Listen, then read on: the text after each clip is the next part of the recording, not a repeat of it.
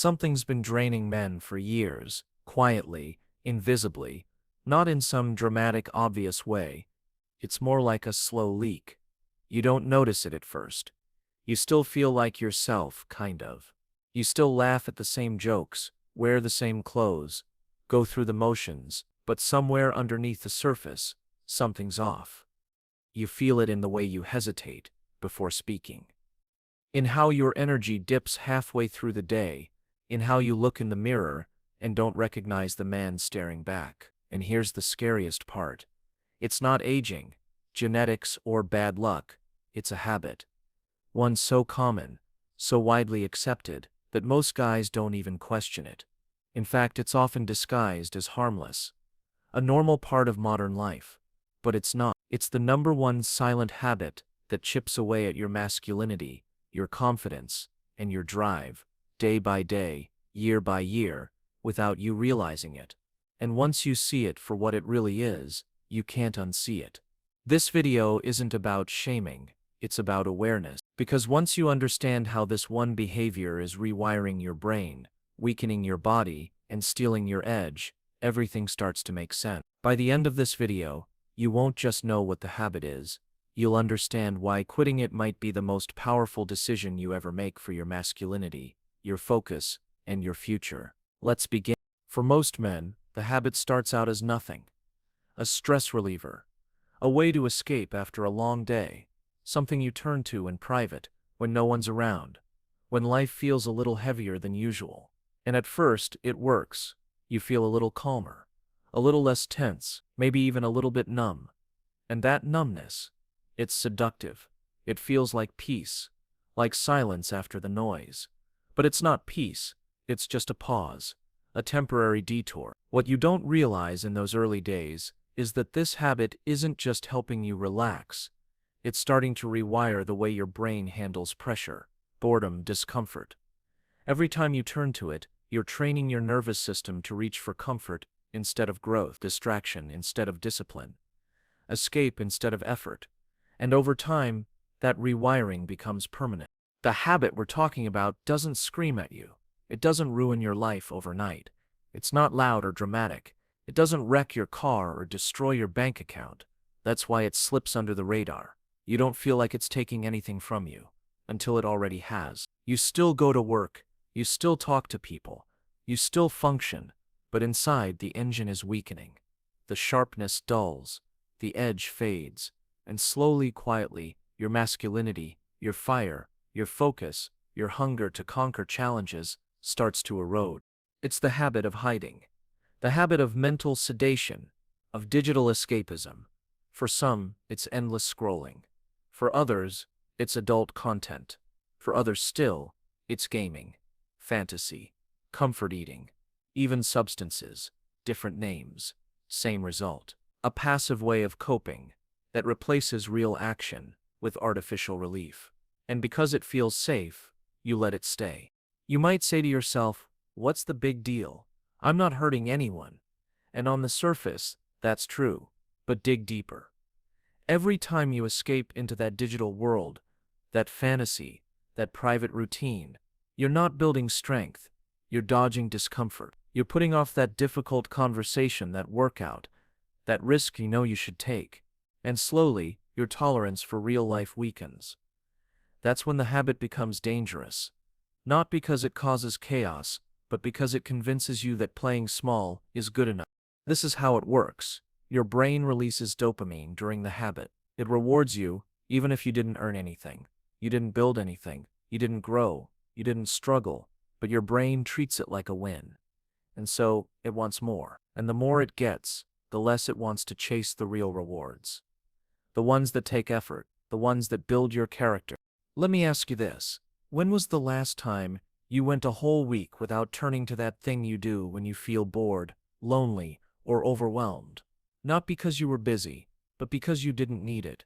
You didn't crave it. You were focused, calm, clear. Can't remember. You're not alone. That's the trap. Most men today are unknowingly addicted to a form of passive pleasure that robs them of active power. And once you're in deep, it's hard to see clearly. You think you're just relaxing or unwinding. But really, you're numbing. And what happens when a man numbs too often? He stops showing up. He loses his fire. He becomes a shell of what he could be. You've probably seen it. Maybe even felt it. That quiet frustration. That low-grade resentment toward life. Nothing's really wrong, but nothing's really right either. You wake up already tired. You move through the day like a ghost. You think about making changes, but then you don't. Why? Because the habit is still there, waiting for you, offering you a cheap reward for doing nothing. Over time, your standards drop. You accept less from yourself, and the world responds in kind. Fewer opportunities, less respect, more mediocrity. And here's the harsh truth most won't say out loud. Every time you choose the habit, you choose weakness. Not because the habit is evil, but because it slowly trains your brain to expect comfort as the default. And masculinity was never built on comfort, it was built on struggle, risk, action, restraint, purpose. But here's the thing. This doesn't make you broken. It makes you human. Every man is susceptible to this trap. Especially now when dopamine is sold in endless forms. When stimulation is one click away.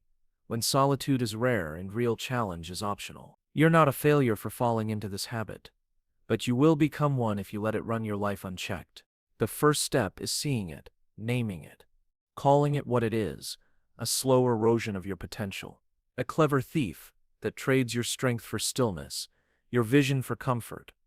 And the longer you stay in it, the more you forget who you were before it began. But that's not the end. The good news, this habit is reversible. You can win your edge back. You can reclaim your clarity, your energy, your drive. But only if you're willing to face the truth, feel the discomfort, and walk away from the easy path. Because ease isn't your ally, it's your enemy when it comes too often. It doesn't happen all at once. That's the trick. If the damage hit you in a week, you'd notice, you'd fight it. But this habit wears you down like a tide. Slowly, gradually, just enough each day that you don't resist it. Until one morning you look around at your life and realize something's missing. But you can't quite name what. Maybe you still do the things you're supposed to. Maybe you go to work, you reply to texts, you show up. But inside, the engine that used to power you, the boldness, the certainty, the conviction, has grown quiet. And what took its place is comfort, predictability, numbness. The problem is that numbness feels safe. It's not painful, it's not dramatic, it's just easy. And that's how it wins.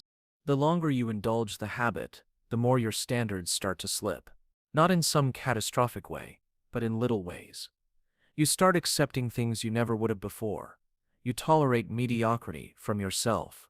You tell yourself, I'm just tired, or I'll handle it later.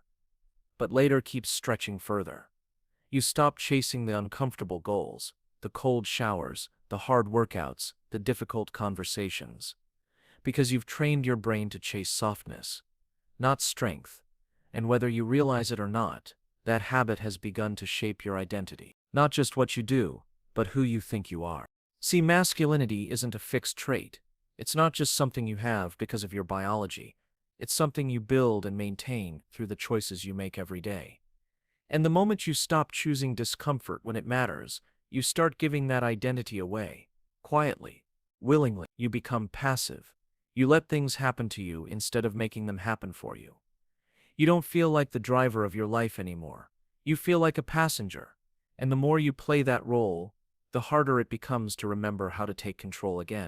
Let's talk about confidence. Most guys think confidence is about being loud, dominant, or fearless. But real confidence, the kind that commands respect without saying a word, comes from keeping promises to yourself. When you say you'll wake up at 6 a.m. and you actually do it. When you say you'll skip the habit for a week, and you hold the line. When you look in the mirror and see a man who follows through, that's where confidence is born. And every time you break that trust, every time you go back to the habit because it's easier, you chip away at that foundation. That's why so many men today feel lost without knowing why. They're not broken, they're not lazy. They've just been stuck in a loop of self-betrayal so subtle they don't even notice it. They've let the habit win too many times. And now, even when they want to do better, their brain doesn't believe them. We've heard this before, it says. Sure, you'll change. until the next time you feel lonely or bored. And just like that, the cycle repeats. The longer it continues, the harder it is to trust yourself. There's also something no one talks about: how the habit starts to affect your decision-making. When you're constantly indulging in short-term pleasure, your brain adapts. It gets used to quick rewards. It wants instant feedback. And when that's the rhythm you're used to, long-term goals start to feel impossible. You can't focus. You don't have the patience to build. You start chasing shortcuts in everything: work, relationships, even health. But nothing meaningful in life comes quickly. It all requires sustained effort, delayed gratification, grit. And the habit? It kills your ability to develop that. Worse yet, it isolates you. Maybe not physically, but emotionally. You start spending more time alone. Not because you want solitude, but because you've created a private world where the habit lives, where no one can judge you, where you can hide. But the more time you spend there, the harder it becomes to connect with others. You stop being present. You stop listening deeply. You lose that spark that draws people in. And then you wonder why your relationships feel flat, why you feel more disconnected, more misunderstood. It's not bad luck. It's the side effect of checking out one too many times. And let's be real, most guys don't talk about this stuff. They just silently carry the guilt. They tell themselves it's not a big deal. But deep down, they know. They feel it, in the way they hesitate to speak up, in how they avoid the mirror, in that quiet voice that asks, "When did I stop being the man I wanted to be?" That voice is still in you. That version of you, the one who took action, who felt fire in his chest, who didn't need artificial rewards to feel alive. He's not gone. He's just buried, covered in layers of habits you've picked up over the years. And now your job isn't to shame yourself. It's to wake up, to peel back the layers, to remember what it feels like to move with power again. So if you felt that something's off, if you've caught yourself reaching for comfort instead of courage, you're not alone, and you're not too far gone. You just need to see what's really happening. Because once you do, the illusion breaks. The habit loses its grip, and that's when real change begins. Not by doing everything perfectly, but by reclaiming your ability to decide, to delay gratification, to face discomfort without flinching. That's where your masculinity starts to rebuild. Confidence isn't about loud words or big gestures. It's a quiet contract between you and yourself. It's the feeling you get when you look in the mirror and know you kept your promises, day after day. But what happens when you keep breaking them, even in something small? That's where the real damage starts. It's subtle, almost invisible, but it runs deep.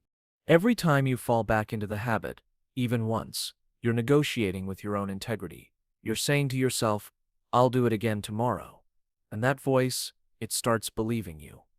Soon it stops expecting more from you. That voice becomes the sculptor, chipping away at your sense of reliability. You don't notice at first. You still show up. You still say you'll get things done. But inside, the trust erodes. Trust is the foundation of charisma.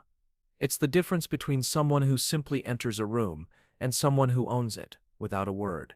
But when your word loses value to you, your presence falters. You hesitate before speaking. You doubt yourself before you act. You start questioning, "Is this worth it?" before you even begin. Because deep down, your brain is locked into a pattern. You said you wouldn't.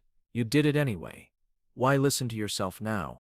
Masculinity, at its core, is about discipline. It's about self-control.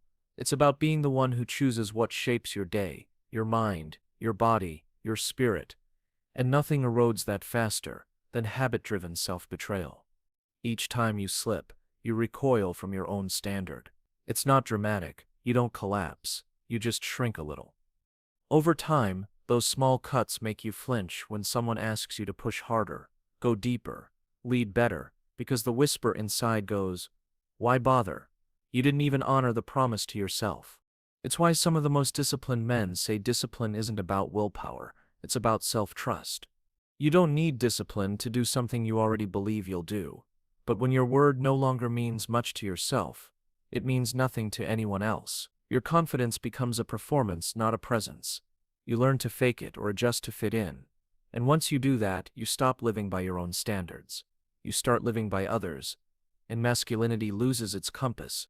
I've seen it in guys who once had big dreams, fitness, career, family, but now they settle, not because they don't want more, but because they don't feel sure they deserve it. And that uncertainty isn't from ambition falling short, it's from broken promises to themselves. In their own minds, they lack the right to expect more. Because every time the habit wins, a little respect dies. And without respect, expectations collapse. What's truly destructive is that this mindset change happens below the level of awareness. You don't connect the dots between late-night indulgence and morning hesitation. You just know something feels off. Maybe you avoid eye contact. Maybe you turn inward on conversation. Maybe you don't speak up at work, or worse, you don't feel like you belong, and you blame the situation. But the real culprit, that moment when you chose comfort over your own rules. This habit doesn't shatter your identity at once, it undermines your identity gradually. You wake up thinking you're hungry for more, but your body tightens when you see your challenges. You want to speak your truth, but your voice trembles. You feel drained when opportunity knocks. You want to stand tall, but something holds you back. That hesitation has a cause. It's not life. It's not society. It's what you've trained your brain to expect by giving in so often. And until you address that, it's like carrying a silent anchor, heavy and unseen. Imagine you're about to make a choice, call about a promotion, ask someone out, end a draining habit, but inside you hear, "You always bail." That isn't life's fault, that's self-betrayal echoing back. And once you trust yourself again, those thoughts lose their power. But trust needs proof. You need to show up, even when nothing feels inspiring, even when no one else cares, even when you'd rather crawl back into what's easy. Because every time you choose the hard, you're building muscle in the belief of yourself. That's why quitting this faintly numbing habit isn't just a test of self-control. It's a test of identity. It's a statement that says, I belong to someone who keeps his word. Before you rebuild your career, your relationships, or your fitness, you rebuild your backbone. Without integrity, without self-respect, without unbroken contracts to yourself, you're building a house on sand. It doesn't matter how skilled you think you are. You'll falter at the first sign of pressure. And when you falter, you retreat. You look for comfort. You look for what's easy. You chase solace. But this habit, it gives you nothing lasting. Then you feel guilt, then shame, then avoidance again. And the spiral deepens. Confidence starts to feel like a myth. Energy feels stolen. You stare at your reflection and wonder why the man you used to be seems dim. But the reflection isn't pinched by age or circumstance. It's pinched by self-doubt that was trained one decision at a time. But here's the hopeful part. You can reverse it. Self-trust isn't lost forever. It's not a finite resource. You can rebuild it day by day. And you do that by keeping promises, especially the small ones. Say you'll skip this habit today, then do it. No matter what. Say you'll wake at 6 a.m., then do it. Even if temptation knocks. Every fulfilled intention is a vote for the man you want to be. Every time you resist, you reclaim a piece of your territory. And that is how confidence grows, without fanfare, without social proof, without loud affirmations. It grows in your soul, quietly, secretly, unshakably. So what's the takeaway? The habit isn't just a temporary escape, it's a betrayal, it's a signal. It tells your deeper self that you don't trust your own word. And that disconnect shows up everywhere. Relationships, work, goals, self-worth. But the antidote isn't therapy, hustle, or motivational hype. It's unbroken agreements with yourself. It's the daily, low-level, hard choices no one sees. It's deciding that you're worth keeping commitments to, even when no one watches. That's where your masculinity starts to repair. Not with muscle, not with swagger, not with words, but with presence, with integrity. With the silent roar of a man who does what he says he will, even when it hurts. That is magnetic. That is authentic. That is masculinity reborn. What they don't tell you is that masculinity isn't only a mindset, it's wired into your body. It shows up in your hormones, your posture, your voice, your energy. And when your brain learns to chase comfort instead of challenge, it drags your body down with it. That quiet habit. It's not just stealing time and attention, it's stealing your masculine edge. Let's break down. First, Let's talk about testosterone, what many call the cornerstone of male vitality. It fuels your drive, toughness, confidence. But it's not immune to your choices. When you replace meaningful action with dopamine hits, your body reads the signal. Why bother producing strength? We're just here to coast. And over time, testosterone dips. Not dramatically, but enough to dull your cravings for growth, competition, connection. You wake up foggy. You don't hit the gym with intention. You don't speak with clarity. Not because age is against you. It's because your body's not receiving the signal to step up. Next, sleep. Masculine strength grows in the night. Testosterone, repair, restoration, all peak during quality sleep. But the habit messes with that rhythm. It resets your brain's reward circuits to expect stimulation before sleep, so you fall asleep later. Wake up groggy. Cycle through shallow rest. You're living on low-grade recovery, and that low-grade recovery bleeds into your day. Your posture sags, your focus blurs, your ability to hold presence evaporates. Masculinity retreats when your body isn't fed by deep rest. Then hormones aside, there's posture. When you're wired for distraction, you default to position of surrender. Slumped shoulders, forward head, shallow breaths. That position tells your body, you're safe, static, passive. Over time, that posture becomes your identity. People don't just see it, they feel it. You walk into a room, you don't attract attention. You absorb it, you mimic, but you don't project. And masculinity isn't about whispering, it's about standing tall in energy and intention. Without height, even inner height, your rhythm falls flat. But here's more. The most overlooked link, nervous system tone. Men who chase challenge, lifting, facing fear, stepping into discomfort, lock their nervous systems into fight-flight-adapt mode. That keeps them alert, strong, ready. But when you surrender to comfort as default, your system slows. It stays in parasympathetic rest mode. You look calm, but what you're really feeling is lukewarm. Don't confuse dull with relaxed. Relaxed is being calm under pressure. Dull is softness under neutrality, and that dullness is invisible to most, until you look in the mirror and don't recognize your reflection. There's also the way it affects your voice. Ever notice how a man's voice changes when he's tired or unmotivated? It loses resonance. It flattens. It moves toward monotone. That's not vocal practice. It's vitality speaking. Your voice reflects your energy. If your internal energy is weak, your voice loses its magnetism, its plausibility. No matter what you say, your words fall short. If masculinity is partly biological, and I truly believe it is, then anything that depresses your biology is weakening your presence before you even open your mouth. Now the compounding effect, personality. Yes, your personality, because when your biology dips, your spirit follows. You stop being interesting. You become safe, passive, tired. You stop engaging deeply. You avoid risk. You stop trying. Incremental losses in vitality lead to exponential losses in impact. You're not broken. You're just shrinking, and the world, kind as it may be, adjusts to that smaller version of you. Here's the kicker. This isn't some flashy downfall, it's slow. No one tags you in an intervention, there's no freak accident. You just wake up one day and realize that the guy you used to be, the one who pushed boundaries, is gone. Or worse, he's faded enough that no one notices when he stops showing up. Instead of operating at 70%, you're at 50%. Instead of growing, you're shrinking. And at first, it's just fatigue. Then it's cynicism. Then it's quiet resignation. You look around and think, is this? But the answer isn't luck, it's choices. But there's good news, you don't need a prescription. You need presence. You need discipline. You need to reverse engineer your biology. That means reclaiming strong sleep, prioritizing activity, closing the dopamine gap. It means lighting the biological fires again, and letting biology lead. Muscle, posture, hormones.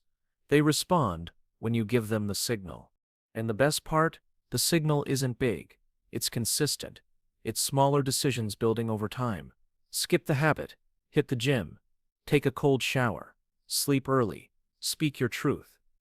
Those are biology, and biology loves clarity. Not noise. Consistency. Not intensity. If this sounds easy, it isn't. If it sounds dramatic, it shouldn't be. It's slow, real, daily, and eventually unstoppable. Once your body gets the memo, your posture straightens, your voice deepens, your core engages, that quiet habit becomes harder. Your power becomes visible, even unspoken. That's true masculinity. Quiet, undeniable force. It's energy that radiates before you say a word. So let this be your line in the sand. The habit you've accepted, it's doing more than you think. It's lowering your biology, your identity, your presence. And the deeper it goes, the harder it is to notice. But once you reverse it, once you interrupt that cycle, you won't fit who you used to be. You'll feel stronger. You'll look stronger. And most importantly, you'll command a presence that isn't built on pretending.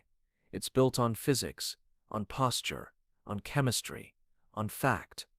And when your biology aligns with your soul, you become the man you always felt you could be. You might be thinking, okay, I get the effects, but it can't be that big of a deal. Everyone does it. And that's exactly the point. The habit isn't dangerous just because of what it does, it's dangerous because it feels normal. We live in a culture that makes it invisible. We joke about it, we laugh it off, we shrug when someone suggests it's a problem. It's become a rite of passage disguised as harmless fun. But beneath the humor lies a deeper truth. What's normalized has power, and this habit has become so normal, we've forgotten what life looks like without it. Think about it. How many comedians have built jokes around it? How many friends have shared memes glorifying it?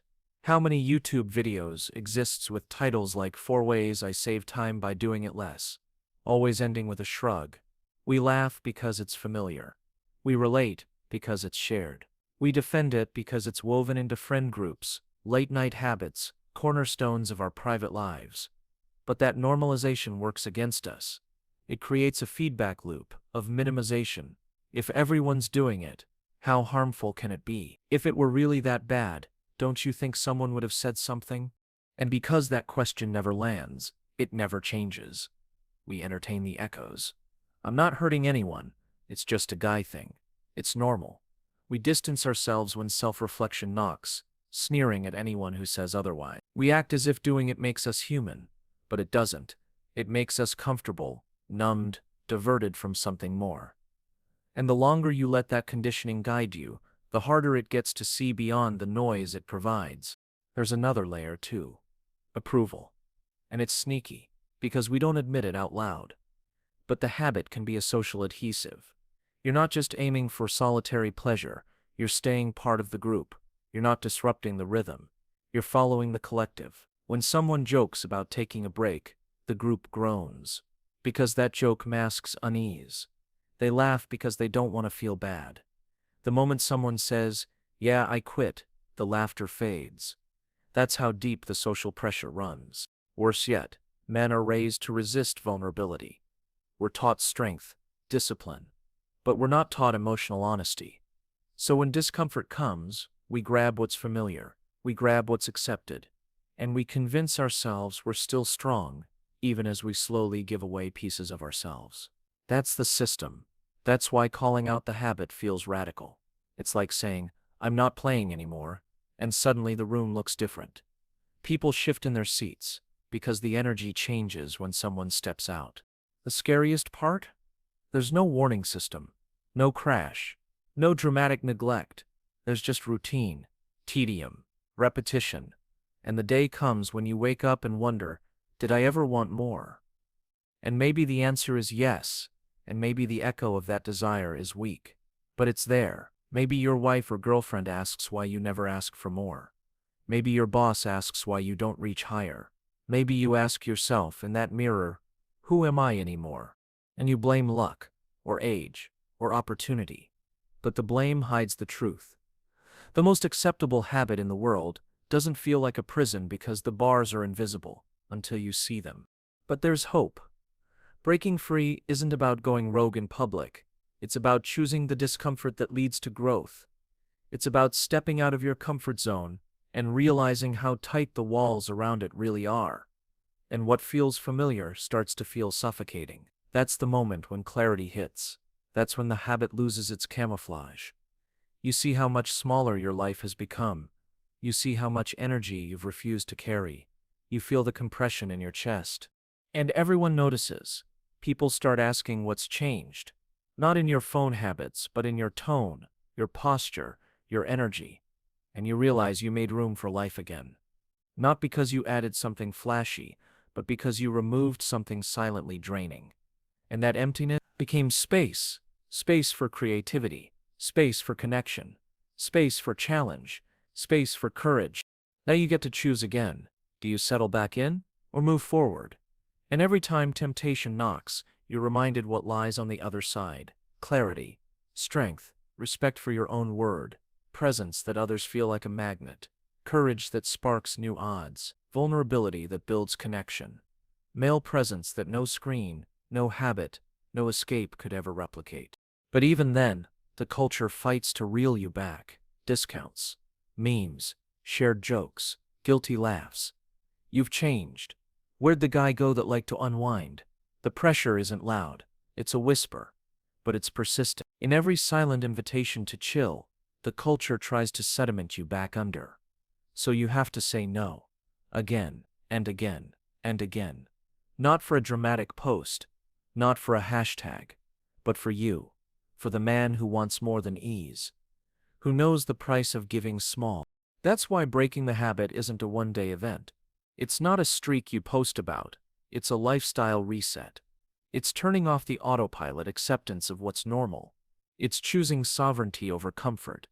It's redefining strength on your own terms. And in a world that sells for distraction, you begin to buy back your attention.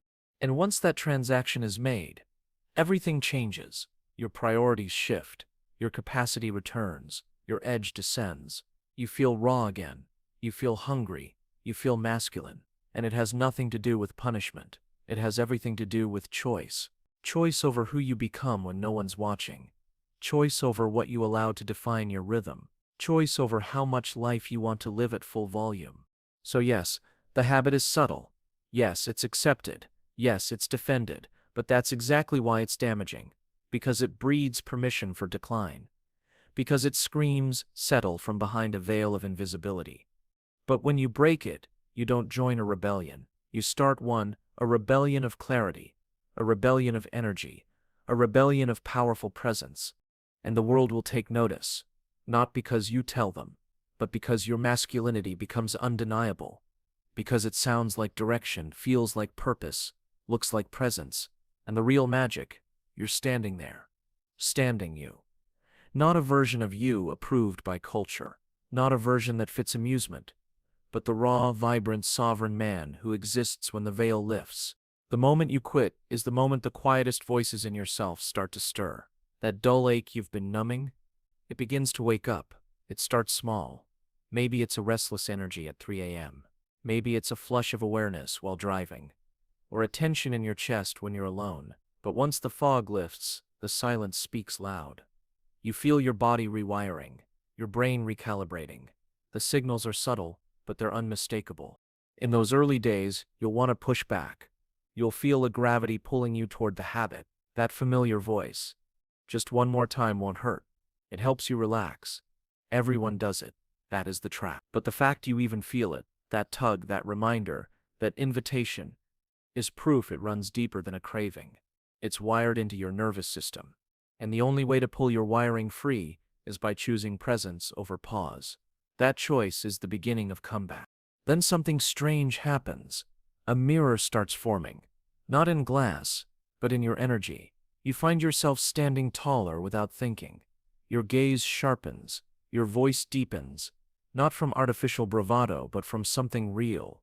Your internal systems responding to new boundaries. You block distractions, but gain focus. You seek challenge, but discover clarity. You choose discomfort, but build momentum. It feels like stepping into a room and being seen, even when you're the only one there. You start sleeping better, deeper, clearer.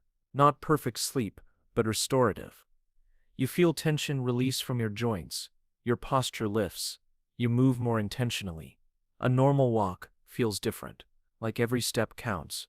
And your mornings, though they may still be early, don't bring fog. They bring readiness. That doesn't mean you don't wake tired. Some days will still be hard, but there's a grounding, an undercurrent that says, I'm present. You feel it at your core, not because the world applauded, but because you refused comfort, and your body knows the refusal is a signal of worth. Then there's your voice. It finds you. Maybe when you speak in a meeting, maybe when you call someone you care about.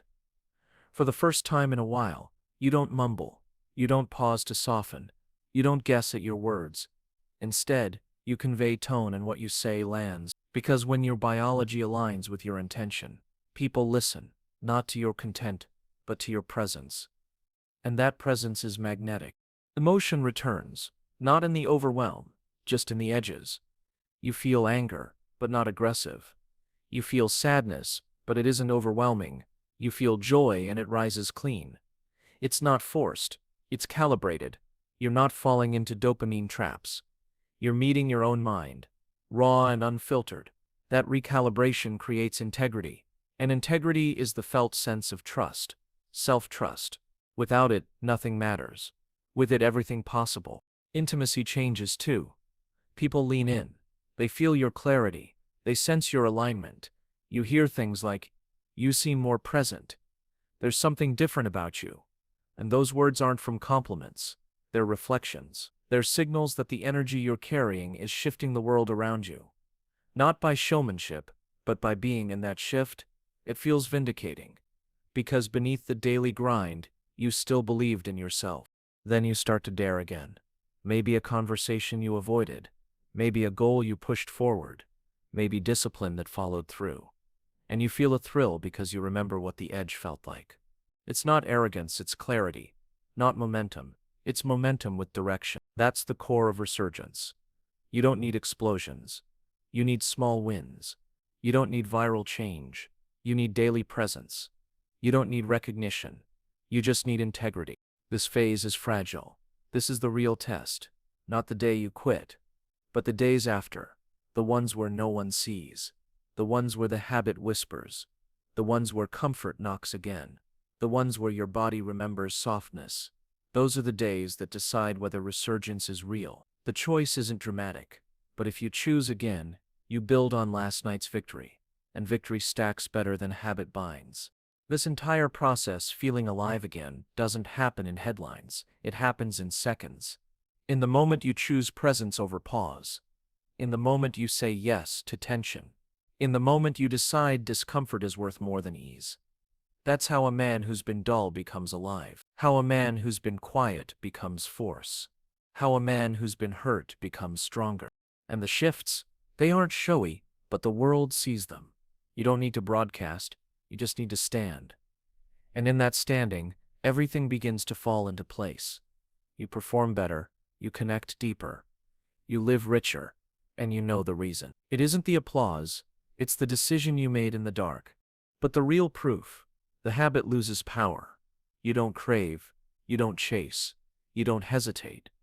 You see the invitation to old comfort, and you feel but you don't move.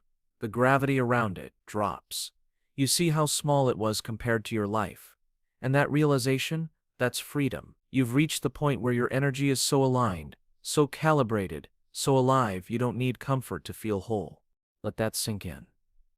This is the heart of masculine resurgence. The stakes aren't vanity, they're identity. The reward isn't point in time, it's a legacy you tap into every day.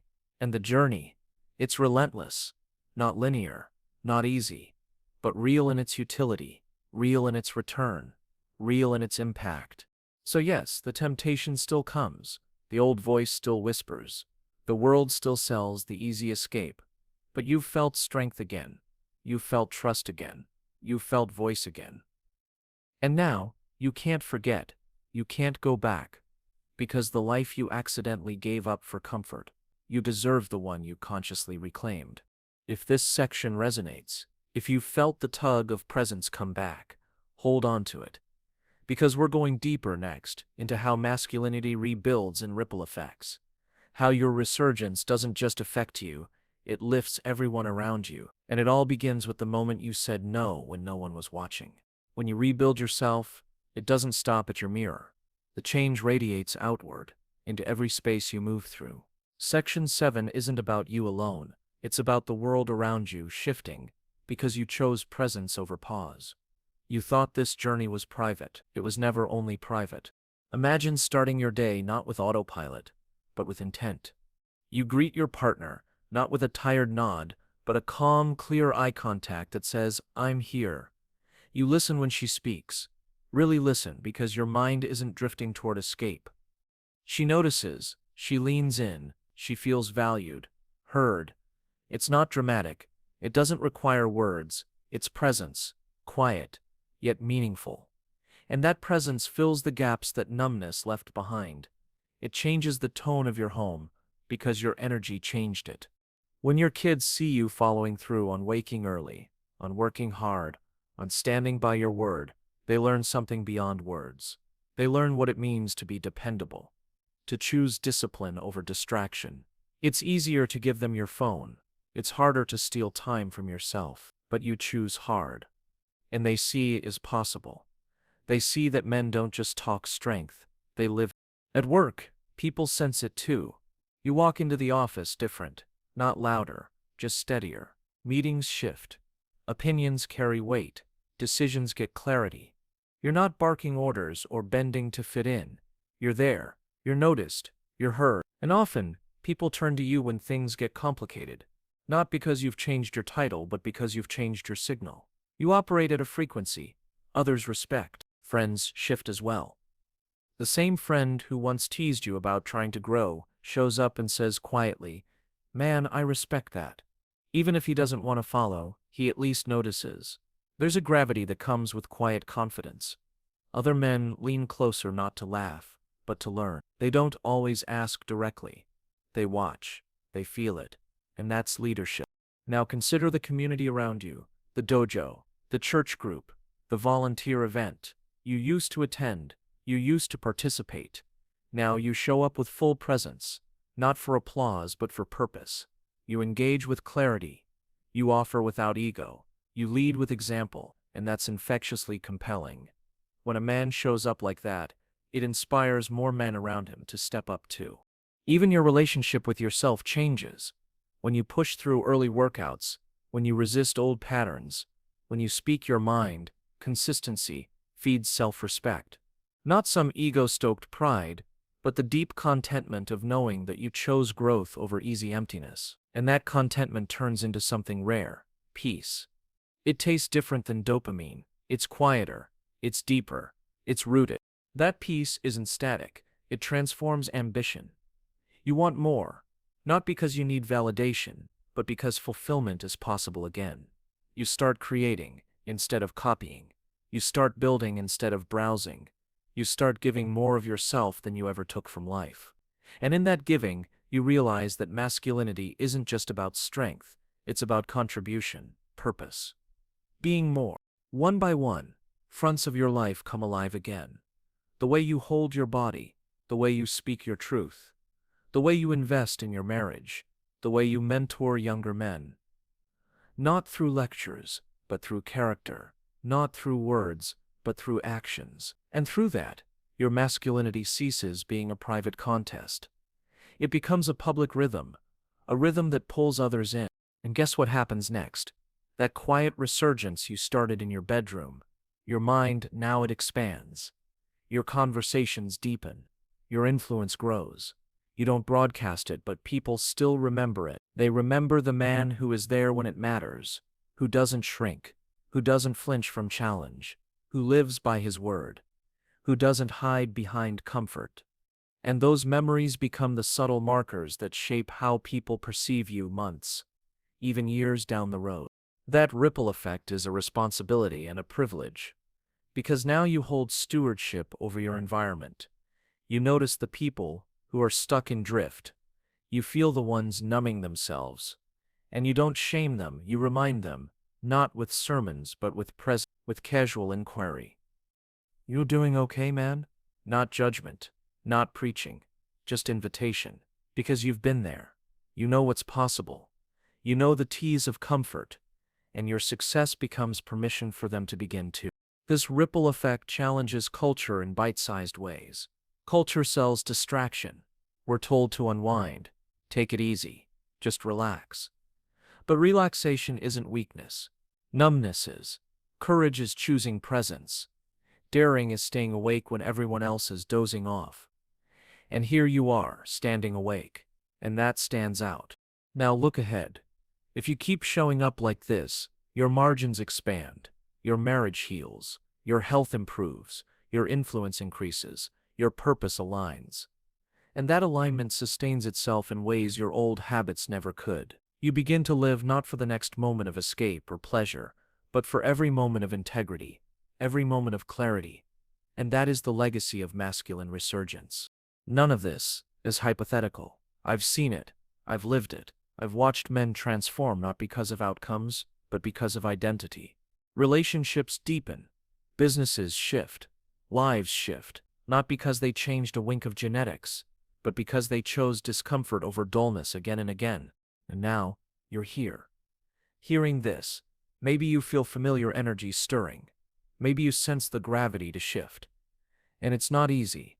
It's never been easy. It's always easier to escape. But ease hasn't served us. Not as men. Not as fathers. Not as friends.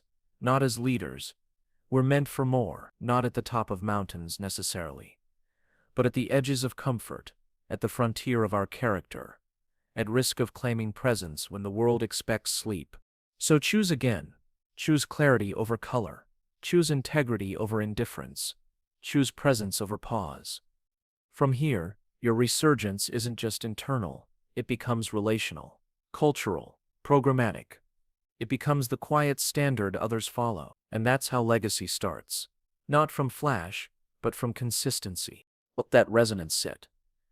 Because next we'll wrap this journey up, not with hype, but with a reflection that goes beyond you, 2 steps at a time into calling this resurgence way of life.